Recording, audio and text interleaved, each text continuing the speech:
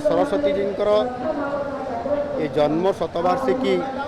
जो आरंभ होती अवसर में सर्वप्रथम स्वामीजींकर ये पवित्र जन्मस्थली को जन्मपीठ को आसी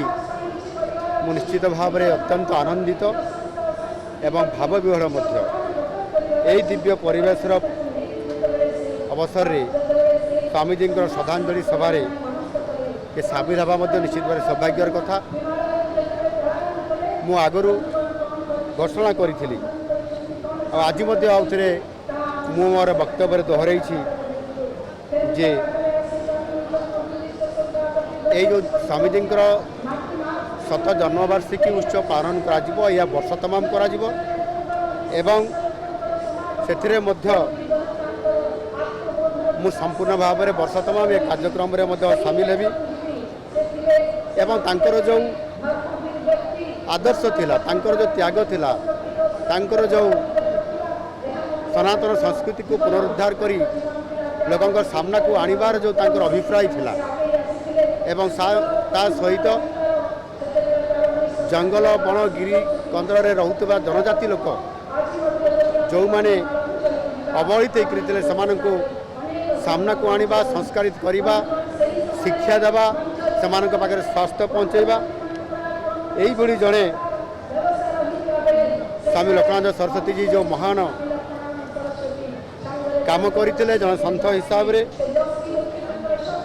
एवं से तांकर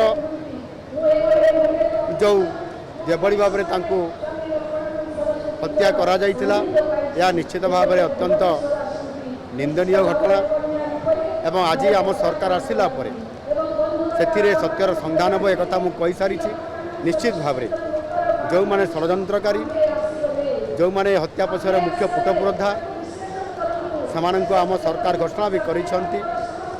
एवं आमे मध्य क्राइम ब्रांच को दायित्व देइछु निश्चित भाव में स्वामीजींकर हत्याकारी को छड़ा जीव नहीं एवं स्वामीजी जेभली भाव में एक साधक हिसाब से काम करते तांकर से स्मृति को एवं सनातनी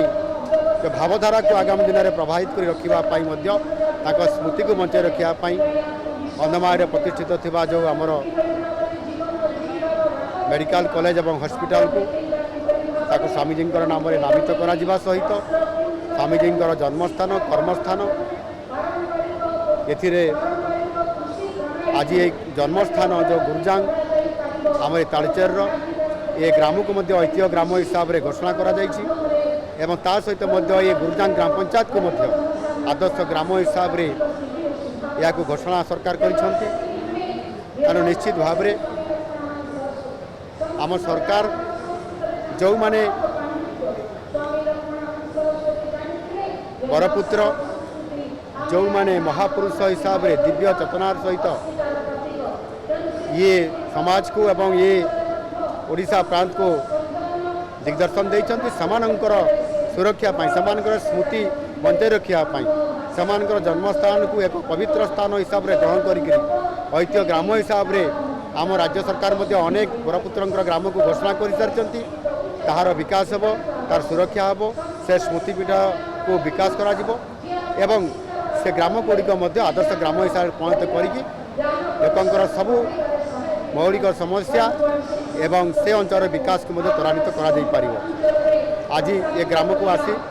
निश्चित भाव में आमको आहरी अधिक शक्ति मिली उत्साह मिली एवं आगामी दिन में समृद्ध ओडिशा बनइबारे